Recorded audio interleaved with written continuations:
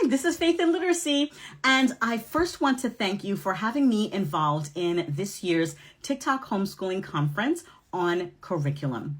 Now, let me introduce myself. Again, my name is Faith in Literacy, and I am a teacher, an educator with 25 years of experience in the field of education as an early childhood specialist, an elementary school teacher, as a teacher of the deaf and hard of hearing, and as a reading specialist.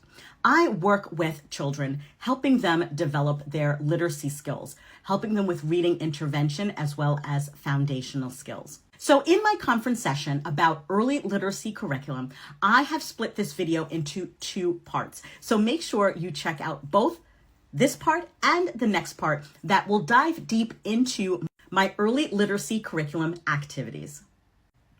So today I want to talk to you about something that many homeschooling parents often ask themselves. How can I create a curriculum that is balanced for my young learner? Now, a lot of families think that early literacy only means teaching letters and sounds, but true literacy development is so much bigger than that. Children need language, but they also need movement, music, emotional development, oral communication, fine motor practice skills, as well as meaningful engagement with books. So today I'm going to show you my early literacy curriculum and how this curriculum was designed to create that balanced literacy experience for preschool and kindergarten learners. One of the biggest misconceptions about early literacy is that children only need alphabet drills and sight words, but literacy is actually interconnected with a lot of developmental skills. For example, fine motor skills so that kids can become writers. Songs and poems that help strengthen fluency and phonological awareness. Social emotional learning that helps kids communicate and understand stories. Number activities that support sequencing as well as cognitive development, and read-alouds that help build vocabulary and comprehension. Now, when these skills work together, children are going to become more confident and more engaged learners. So let's take a look inside my early literacy curriculum. This is great as a standalone curriculum, or you can integrate and add this to a curriculum that you already use. Now, one of the most important parts of this curriculum is the pre-KK social emotional learning workbook. This workbook is really going to help kids to identify themselves and others. They're going to identify emotions, help communicate their feelings, build that self-awareness, and of course, it's going to help to strengthen their social skills. Now, many parents don't realize that social emotional learning directly impacts literacy. When children are able to talk about their emotions and their experiences, they often become stronger storytellers, stronger communicators, as well as more engaged readers. And this workbook also creates opportunities for conversations between parents and children, which of course naturally strengthens oral language development. Another major piece of the curriculum is the preschool fine motor practice workbook.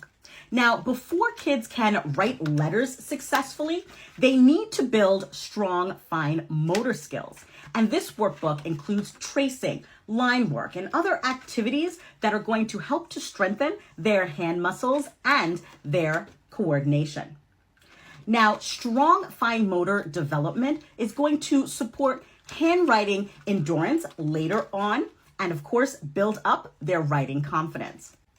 So this curriculum not only is teaching literacy, but it is literally helping to prepare kids physically for literacy tasks later on.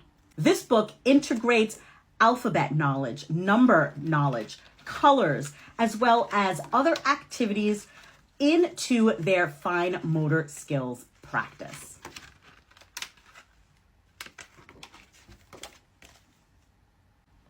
One of my favorite parts of this curriculum is the fluency poems and songs, because children learn incredibly well through rhyme, repetition, rhythm, and music.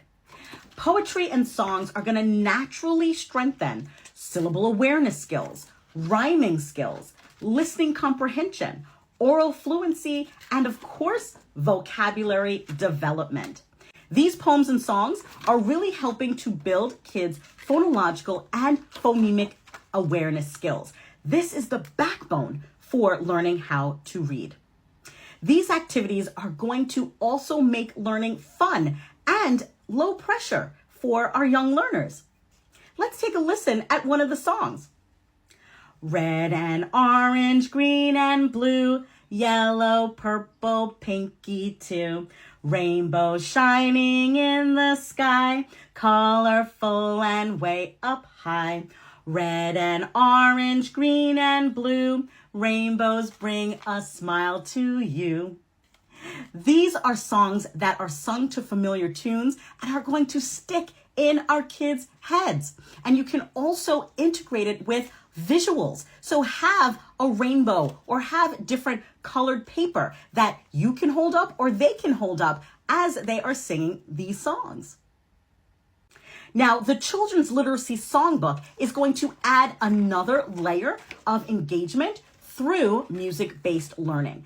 And you can use this songbook for even up to 2nd or 3rd grade. Now, music is going to help kids remember concepts easily, especially in those younger grades like preschool and kindergarten.